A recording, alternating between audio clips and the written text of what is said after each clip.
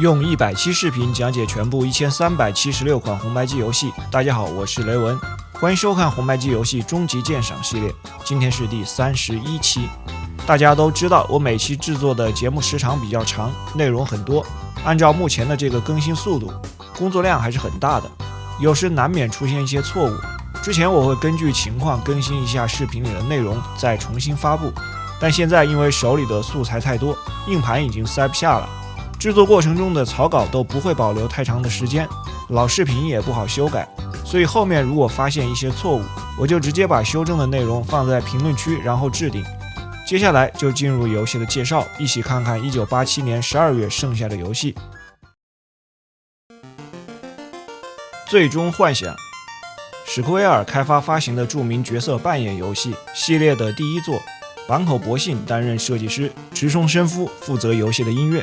最终幻想的故事设定在拥有3个奇幻大陆的世界，这个世界的4个元素力量土、火、水、风由4个水晶控制，人类、精灵、矮人、龙和机器人都在这里居住。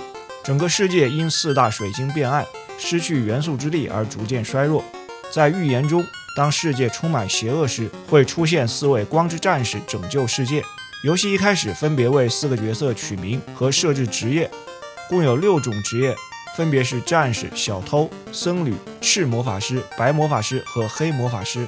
战士擅长武器战斗，可以穿各种装备；小偷幸运和逃跑成功率高；僧侣擅长肉搏；赤魔法师是万金油类型，能使用黑白魔法和装备武器，但都不能精通；黑白魔法师分别使用黑白2种魔法。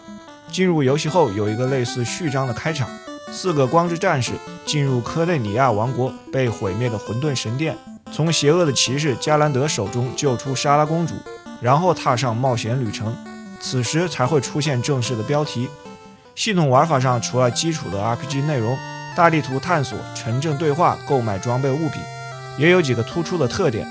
战斗为随机遭遇，遇敌后切换到战斗画面，回合制的战斗使用指令操作，以侧向视图显示，左侧是敌人，右侧是4个主角。主角发动攻击或使用物品时有各种动作。当时的 RPG 游戏还是以第一人称视角为主流，这样的设计比较少见。黑白魔法不是升级直接获得，而是要到各个城镇学习。魔法分为1到8级，越往后的地点能学的魔法越高级。每个级别都有4个白魔法和4个黑魔法，但是一个角色可以学习的最大法术数量每个级别为3个，这就需要选择搭配。另一大特色是转职系统，到了游戏的后期，找龙王巴哈姆特进行转职，职业的名称发生变化，外形也会随之改变，能力也有进阶。战士变成骑士，能学习一些白魔法；小偷变成忍者，能穿更多的装备，学习一些黑魔法。僧侣的 HP 和攻击力会再次强化。黑白魔法师变成魔导士，只有他们能学习高级的魔法。另外，游戏里的交通工具从船、独木舟再到飞空艇，可以到达的地点范围逐步扩大，飞空艇也成为该系列的标志之一。游戏的流程大致是击败黑暗精灵阿斯托斯，拯救精灵王子，再分别消灭土、火、水、风4大混沌，最后回到2000年前，击败成为混沌大魔王的加兰德，打破他所创造的封闭的永恒循环。初代的最终幻想没有像当时的其他 RPG 那样简单的模仿勇者斗恶龙，它有着众多实验性质的尝试，不同职业的搭配、战斗设计、魔法等级和使用次数、转职等等。游戏采用电影化的叙事方法，图形制作这部分一直都是史克威尔的强项，再加上直松伸夫优秀的音乐设计，让人完全沉浸在游戏的世界中，在当年可以用视听盛宴来形容。也有些问题，几个数值的设置上存在错误或者无意义的内容。小偷这个职业很拉胯，战斗中解决异常状态的手段偏少，导致难度较高，指令系统也需要优化。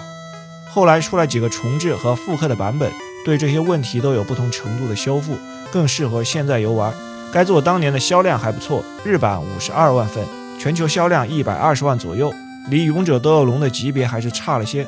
不过这也只是系列的开始，还没有到达巅峰。翻米通给初代的评分是34分，个人评价4星半。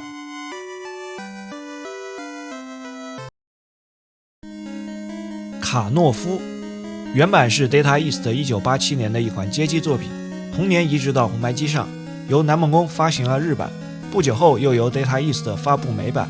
游戏的主角卡诺夫后来出现到 Data East 其他街机作品当中，有的作为格斗游戏中的角色出现，或者是担任反派的 BOSS。卡诺夫的全名是金伯罗夫·卡诺夫斯基，这个名字出现在红白机版的手册中。据说他是以当时 Data East 的总经理为原型。游戏中卡诺夫是一个强壮的前苏联人，形象是秃头大胡子的中年大叔。日版的设定里，他生前是个坏人，死后因恶行受到惩罚，成为神的仆人。为了赎罪，他被送到下界与入侵的邪恶巫师以及恶魔军队对抗。在美版里，可能是因为宗教的原因，这个背景设定被删除了。该作是正统的横版平台动作类，主角的攻击方式是口吐火球，跳起来也能攻击，而且跳跃后有很长的滞空时间。一开始只能朝一个方向发射，拿取红色的玉能强化攻击，最大升级成3项发射。与街机版祭死的设定不同， FC 日版里卡诺夫能承受一次伤害，被命中后身体变成蓝色，这时场景里的红玉也会变成蓝玉，拿取蓝玉能恢复成红色。而在 NES 版中难度相对更低，主角有3点血，还有一些其他的道具，收集之后图案和数量显示在画面的下方。最有特点的是可以搭梯子，通过它来到跳跃无法到达的地方。每收集50个 K 标志增加1条生命，鞋子提高移动速度和跳跃的高度，炸弹清除挡住道路的树木和墙壁，也能对付敌人。回旋镖强力的穿透攻击效果，是一次性的消耗品。面具能在特定的位置使用，用来发现隐藏的内容。翅膀可以像天使一样在空中飞行一段时间。红白机版还有独有的2个道具，盾牌可以抵挡几次敌人的子弹，神之怒使用时一个带有荆棘的球体会爆炸，无数子弹遍布整个屏幕，能清除屏幕上的敌人。这款游戏以独特的主角形象和高难度而闻名，从街机移植到红白机上，降低了游戏的难度。后发行的美版相比日版难度又有下降，但总体上难度还是很高。对付 BOSS 最好的方法是使用道具尽快干掉，因为 BOSS 的攻击都很难躲。主角被攻击时命中的判定面积要大于人物的贴图，这也是难点之一。作为动作游戏，关卡设计还不错，画面水平和音乐比较一般，个人评价3颗星。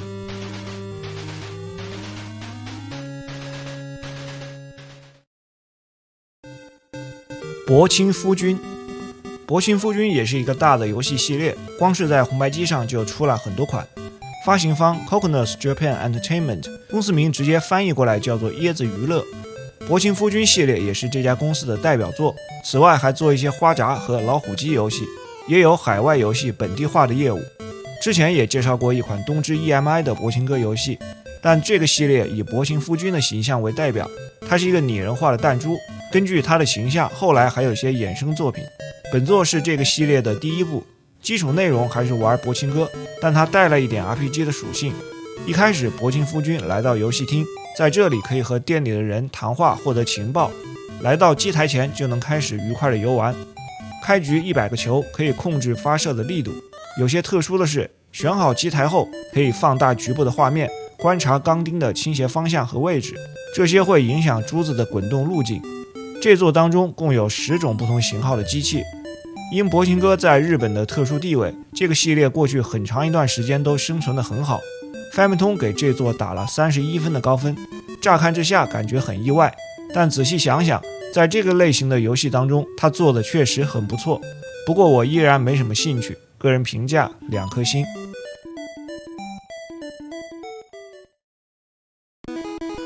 冰上曲棍球，由 K Amusement 发行的一款冰球游戏。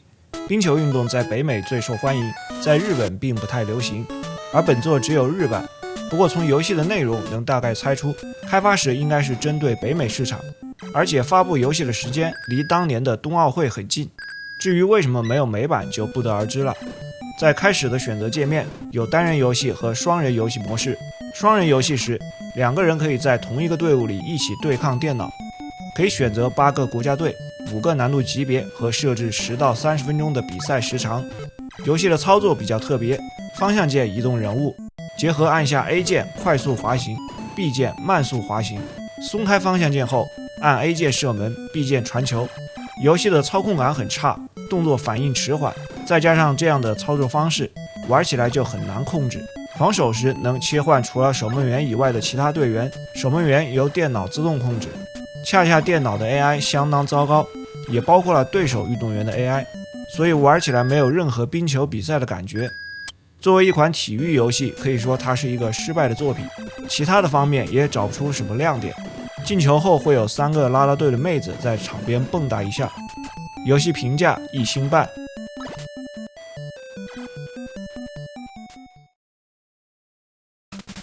光荣大赛车，这是由泰东发行的一款赛车竞速游戏。这部作品在比赛部分大量模仿了世嘉的著名赛车游戏 OutRun， 但也加入了很多新鲜的元素。游戏选择界面有常规和自由2种模式，自由模式里任意选择车辆、赛道和背景音乐。本作的特色是常规模式，在这里可以对自己的车辆进行改造升级。刚开始玩家只有一辆 Mini， 车手的等级是 D 级，要从低级别的比赛逐步上升。有一个俯视的大地图，是道路连接不同的城市，每个城市都能进入。进入后显示一个菜单，有4个选项。商店里能购买车辆的部件，包括不同部位的配件，这些配件都不便宜。然后可以在设置里更换配件。车辆调教好后，选择办公室图标。每个城市的办公室可以参加3个不同的比赛，除了初始城市的第1个赛道，其他的都需要花钱报名。开始前选择背景音乐，后面的部分就和 OutRun 很像了。进入赛道后，画面下方显示倒计时，要在时间耗尽前通过检查点，然后是时速和车辆档位，上下方向键换挡。如果撞到车辆或者冲出道路会翻车，损失速度。比赛中取得好成绩，获得奖金和积分，积攒奖金升级车辆，积分提升车手的等级，参加更高级别的比赛。到后面钱足够了，可以把车换成法拉利，性能上有质的飞跃。在最后一个城镇举行的泰东大奖赛中，获胜就能拿到 F1 驾照，后面就能使用 F1 赛车参加比赛。用 F1 赛车在全部的16个赛道积分达到标准，就能获得最终的胜利。这部作品在比赛时的设计有相当明显的抄袭，选择音乐、起点出发和到达终点停车的这些部分，简直和 OutRun 一模一样。但它加入了自定义车辆和升级系统，又是一大进步。操作的手感上也还不错，个人评价3颗星。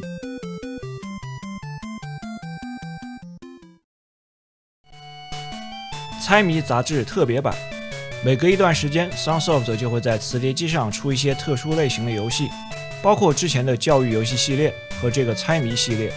本作已经是系列的第3部，但它叫特别篇而不是3，因为几个月之后还有一款猜谜杂志3。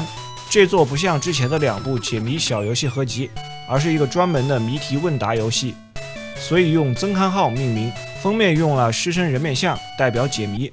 游戏里玩家要在日本各地旅行，与8位不同的谜题大师较量，回答问题。每个大师给出5个问题，答对3个才能继续前进。和前面2座的知识问答小游戏类似，也是在几个选项中选择正确的答案，挣到的钱用于旅行的费用。这样的游戏放在现在早已被绝大部分的人遗忘，也没有太多存在的价值。个人评价1颗星。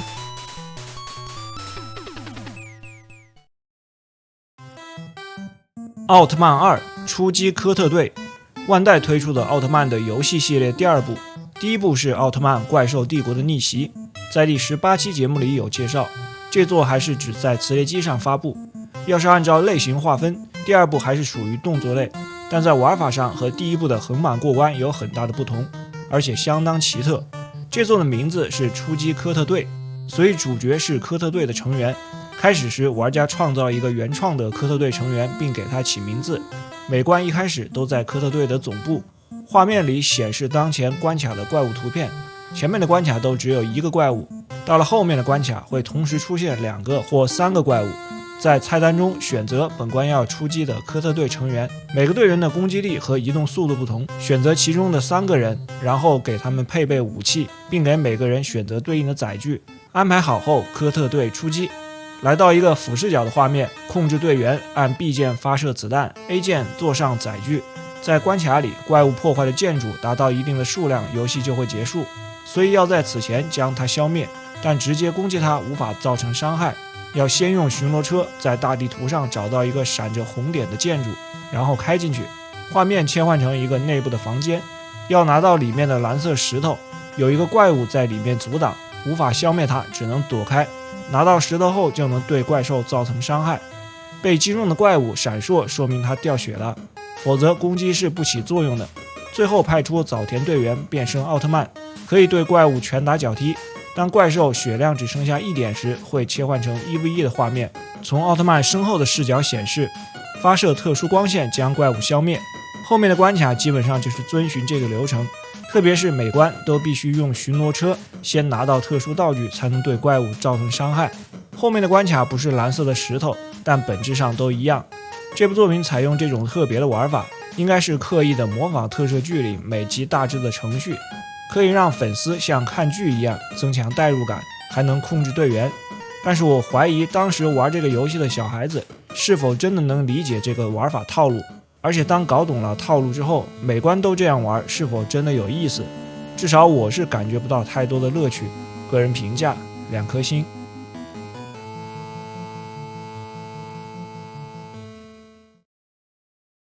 鬼太郎2妖怪军团的挑战，这是红白机上的第2部鬼太郎作品。像万代推出的这类漫改游戏，大部分都没什么定型的。第1部的鬼太郎妖怪大魔镜发布时，当时超级马里奥很火，就做成了平台动作类。这座发布的时间段，勇者斗恶龙这类的 RPG 很火，就做成了 RPG 游戏。这里的故事是曾经被封印的中国妖怪九尾狐复活了，用妖怪云覆盖了日本列岛，妖怪军团占领了各个地区。远赴海外修炼的鬼太郎感应到了强大的魔力，在天女的告知后，鬼太郎返回家中，发现他的眼球和武器不见了，朋友也被抓走。于是他踏上了寻找朋友和拯救日本的冒险旅程。游戏划分了几个大的区域，流程就是在这些区域逐步推进。从关东地区开始，每个地区都覆盖着妖怪云的屏障，允许鬼太郎通过洞穴进入内部，打败该区域的 BOSS， 屏障就会消失。通常见到区域的 BOSS 前，还得拿到特殊的道具。在战斗中，鬼太郎使用妖术和武器攻击，屏幕下方显示体力和妖力，相当于 HP 和 MP。除了一开始的身体打击，其他的妖术都要消耗妖力值。这些技能都是遵循了原著的内容，会随着人物的升级获得。总共有5种，包括了发射发针、持铁炮，最强的招式是妖怪电器，释放电流攻击敌人。武器类的包括遥控木屐、陶笛鞭、地狱之火这些。这里没有钱和商店的设计，道具基本在击败敌人或者宝箱中获得，而且只能在战斗的场景外使用。随着情节的推进，会有同伴加入，总共6个同伴，战斗中以类似召唤的形式出现，替换鬼太郎。同伴有自己的 HP， 如果耗尽会被送到妖怪医院，前往医院能将他们找回。还有一些鬼太郎的朋友，他们作为 NPC 出现给予帮助。这部作品的评价和口碑都很糟糕，主要是2个方面，一个是游戏里缺乏引导，能收集的信息少得可怜，没有对话的路人，很多要通过放置在住宿点的妖怪邮箱中的信件来推断解谜，或者在和敌人战斗时用交谈指令，但这些和敌人交谈的内容到了中后期基本都是无用的废话。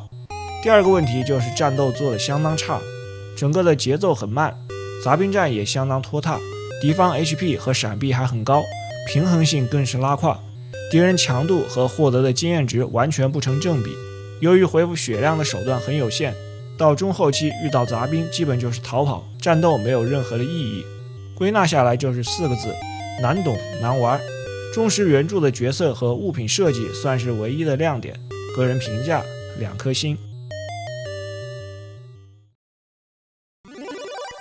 合金装备也翻译为潜龙谍影或者燃烧战车，科乐美开发的一款潜行游戏，它被认为是最早的潜行动作作品，开创了一种新的游戏形式。原始版本是基于 MSX2 平台开发的，由小岛秀夫担任设计。原版获得成功后移植到红白机上，发行了日美欧3个版本，日版和欧版是科乐美发行，美版由 Ultra 发行。这家公司是科乐美在北美成立了一家空壳公司，旨在规避当时任天堂的限制政策。红白机上的这个版本，小岛没有参与移植开发，相比原版，关卡设计和其他的方面都做了修改。宣发时，官方定义的游戏类型也变成了战术角色扮演冒险类。20世纪末，一个雇佣兵组织在南非建立了名为 Out Heaven 的堡垒要塞国家，并正在开发大规模杀伤性武器。美军派出高科技特种部队的顶级特工灰狐潜入，几天后失去联系。指挥官 Big Boss 派遣新成员 Solid Snake 进入该区域调查。游戏中最终目标是要摧毁超级武器。一开始几乎没有任何物品，要逐步的收集道具和武器。Snake 可以用他的拳头打败巡逻的敌人，在敌人未发现的情况下将其消灭是最优的方式。当对方头上出现感叹号，就表示被发现，整个屏幕中的敌人都会上来攻击。打不赢时，离开当前的屏幕就能逃脱。但如果是被摄像头、红外传感器发现，或者爆炸以及没有消音的枪声触发了警报，敌方增援就会出现。此时通过消灭所有的敌人，走到户外或进入电梯的方式逃脱。使用无线电收发器与 Big Boss 或抵抗组织的成员保持联系，他们会提供信息或建议以推进游戏进展。敌人基地建筑通常有多个楼层，要使用钥匙卡等物品来解锁进入新的区域。每扇门只能使用相应的钥匙卡打开。营救人质可以获得信息，同时每救一个，画面下方的等级增加1颗星，最高4颗星，能增加携带弹药数量的上限和最大的生命值。游戏的流程大致是先接触几个抵抗组织的成员，营救灰狐得知超级武器的信息，再救出开发武器的首席工程师博士和他的女儿，最后发现 Big Boss 是雇佣军的领袖。单看红白机上的这部作品，就凭玩法上的独树一帜已经足够了。但从原版的移植过程中，由于更换了制作团队，各种修改备受争议，小岛也对改动的内容提出了批评。当时大部分的评价都认为移植版的素质比原版差了不少，比如 FC 版一开始加入了丛林场景，内容做得不好，很多重复的房间和陷阱，路线相对迷宫化，再就是敌人的位置设计不合理，很多时候移动就会被发现，不像原版那样是根据进入画面的方向来决定，这一点大大削弱了潜行的元素，还有消灭敌人没有物品掉落，缺少中继点等等问题。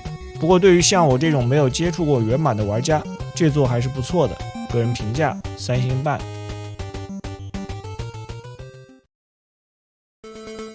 职业棒球家庭竞技场87，这是南梦宫旗下的家庭棒球系列。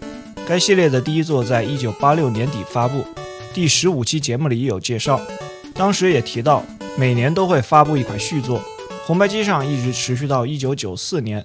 不知道这是不是最早的年货游戏，每年的游戏发售基本都是安排在年底，特别版除外。在很长一段时间里，这个系列都是最好的棒球游戏。本作从卡带和封面的包装图案上都和前作一模一样，只是名字后面多了一个87版，在系统上完全沿用了前作。球队的数量从之前的10支增加到了12支，多了2个是 B 队和 M 队，也是在现实中都有原型。所有的球员数据按照当年最新的职业联赛做了更新，而且都是当时的现役队员。修改了一些程序的设置，下调了所有击球手的击球力度，调整了击球的倾向，使得出现全垒打的几率大大降低。另外就是有几处图形的颜色和字体大小和之前有细微的区别，这就是全部的新内容。这样一款的年货游戏，当时在日本依然有130万份的销量，可见它的火爆程度。也难怪游戏厂商逮住能做年货的机会都不会放手，能轻松挣到的钱何必还要那么辛苦呢？游戏评价3星半。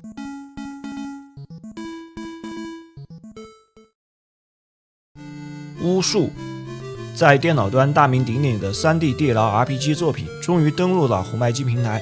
巫术是最早的龙与地下城市角色扮演游戏，也是同类游戏中最早使用彩色画面的。系列的第一部1981年发行在电脑端，由安德鲁·格林伯格和罗伯特·伍德黑德开发，由 Surtec 软件发行。红白机上的这部移植版就是系列的第一作，巫术疯狂领主的试验场。红白机的版本发行了日版和美版，日版由 ASCII 发行，美版由 Nextsoft 发行。由于初代太过古老，移植版在画面、音乐上都做了调整，系统上也进行了一些修改。早期的这种地牢游戏的故事很简单，也没有太多的情节，大致是疯狂的领主特雷弗，他手里代表力量的护身符被一名名叫维尔达纳的巫师偷走，并在城堡附近建造了一个地下迷宫。特雷弗重金邀请冒险者前往迷宫。开始后，玩家要创建一个冒险队伍，最多6个人，在人类、精灵、矮人、侏儒、霍比特人5个种族中选择。他们擅长的属性不同，还有善良、中立、邪恶3个阵营。中立角色职业受限，善良角色能使用更高级的职业，邪恶角色可以攻击地牢里的任何人。在地牢中，他们都各有优劣。搭配组合8种不同的职业，有4种基本职业：战士、牧师、巫师和土匪，还有4种精英职业：主教、武士、领主和忍者。每种都是2个基本职业的复合型。到达一定的等级，可以在不同的职业之间切换，职业都有不同最低属性的要求。在初始城市配备好武器和装备后，进入地牢，共有10层，每层都是20×20的方格大小，难度逐步增加。目标是到达最底层，并找到巫师维尔达纳，拿回护身符。在地牢中探索，获得宝物，消灭怪物，得到经验值升级。法术也是在升级的过程中习得。在这个游戏里，升级的属性点是随机增加的，运气不好还会下降。有足够的经验值，在旅馆休息可以升级，还会流逝时间，角色变老。还有其他某些情况会导致时间大量流逝，角色变老后成长的属性也会随之下降。死亡的角色可以复活，但先要到地牢捡尸体，复活也可能失败，这会导致角色彻底消失。战斗时，名单前3的人物站在前排，后3名在后排，物理攻击只能由前排的3个成员进行。作为一款经典的老游戏，有些设计显得很古老，基本系统没有太多可讲的。后来的同类游戏都是以此为基础进行开发。红白机版虽然在各个方面进行了优化，但战斗和职业的平衡性上做得不够好，一些指令的操作上还是比较麻烦，画面水平仍然显得很简陋。在2023年，还有一个重制版本登陆了 Steam， 后来也登陆了各大主机。如果想要重温这部作品，还是选择重制版比较好。个人评价3颗星。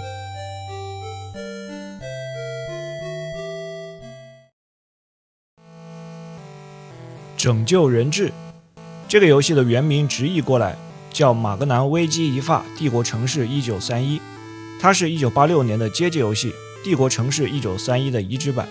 街机的日欧2个版本是由泰东发行的，美版 Romstar 发行，开发方西武。这家公司的代表作是飞行射击游戏雷电。西武实际上是日语发音的音译，词义就是英语的 save 保存。红白机的移植版由东芝 EMI 发行，本作的类型是第一人称射击类，故事背景上和街机有些不同，但对这类游戏并不太重要。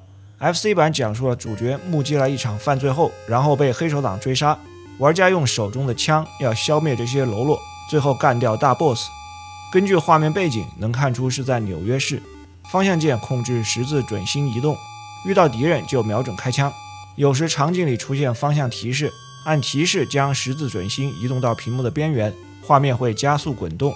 在敌人要开枪之前，屏幕右下方会出现一个倒计时，要在倒计时变成0之前射杀对方，否则就会被干掉。如果来不及开枪，也能按 B 键闪避，但得注意时机，击中场景里的箱子补充弹药，射击物品有加分。游戏共有5个大的关卡，每关又分成8个场景，但实际上完成一个关卡后，后面的关卡8个场景基本是重复，难度有些区别，直到最后见到 BOSS。 游戏的玩法比较单调，放在红白机上如果用光枪游玩可能要好一些，画面音乐也没有什么突出的，个人评价2颗星。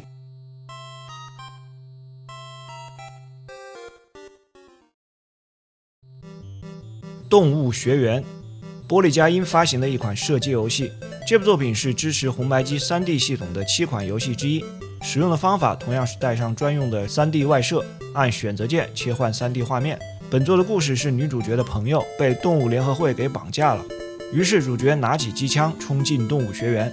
看一眼画面就能发现，本作模仿了著名的早期街机游戏《太空哈利》，从人物后方的视角实现伪 3D 效果，人物飞在空中，在画面里能自由移动，落地时变成快速跑步。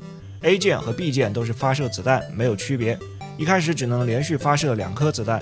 升级道具是带着笑脸的地藏菩萨，升级的效果有些特别，获得1个升级，攻击变成3连发，第2次是升级移动速度，第3次升级4连发。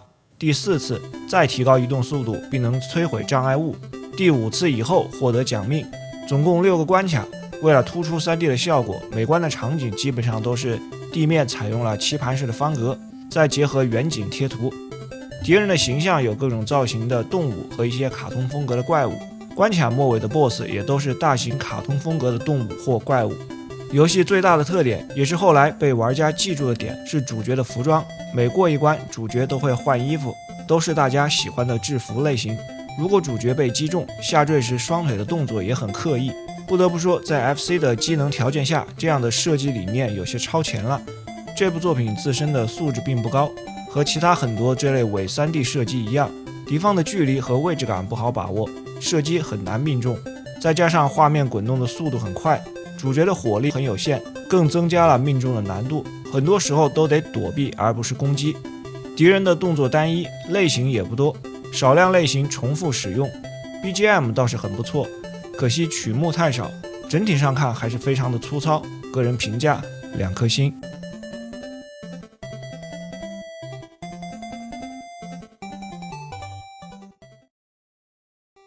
超人根据 DC 漫画的代表角色超人制作了一款漫改作品，由 Camco 开发发行。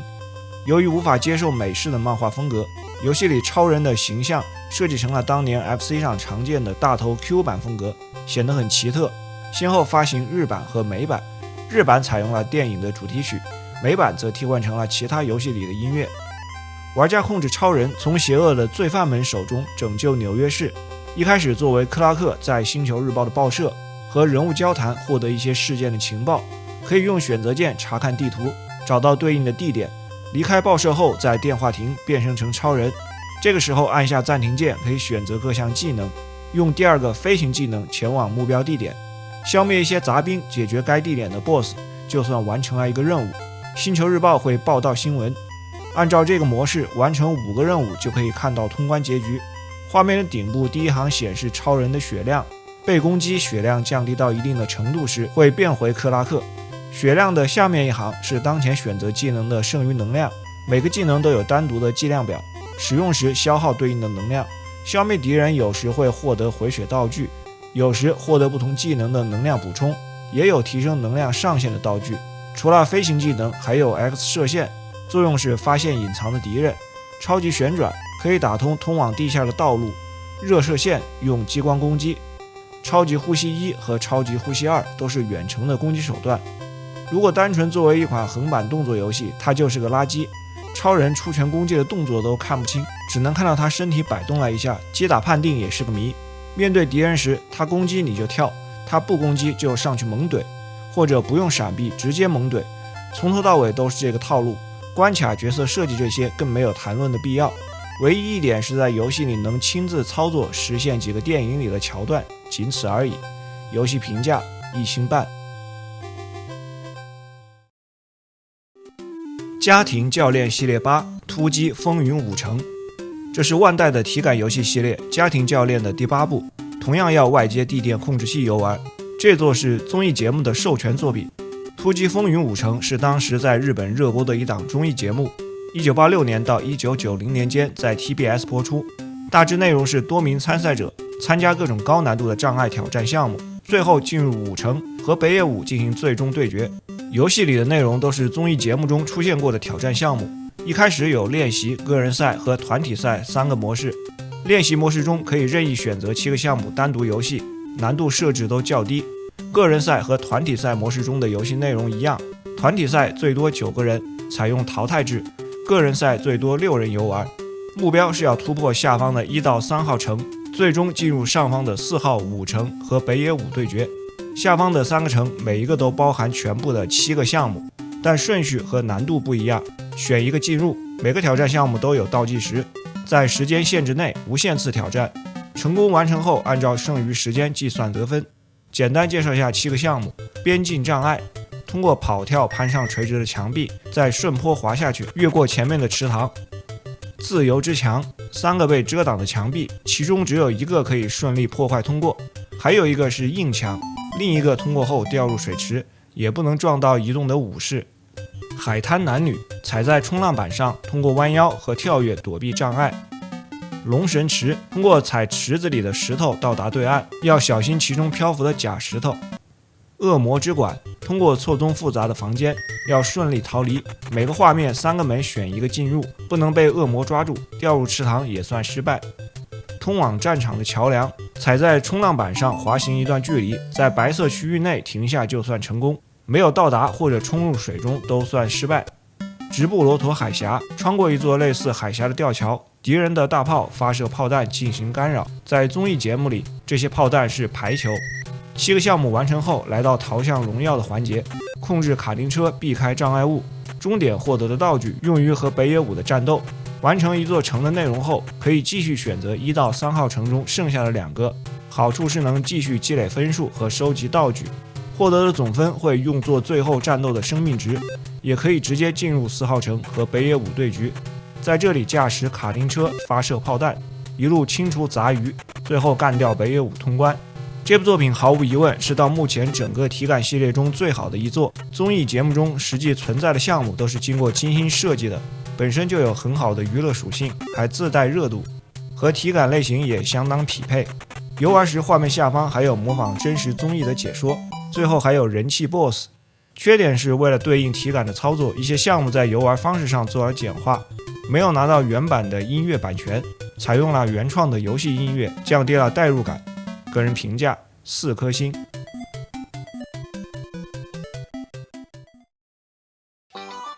到这儿，1987年发行的游戏就全部介绍完了。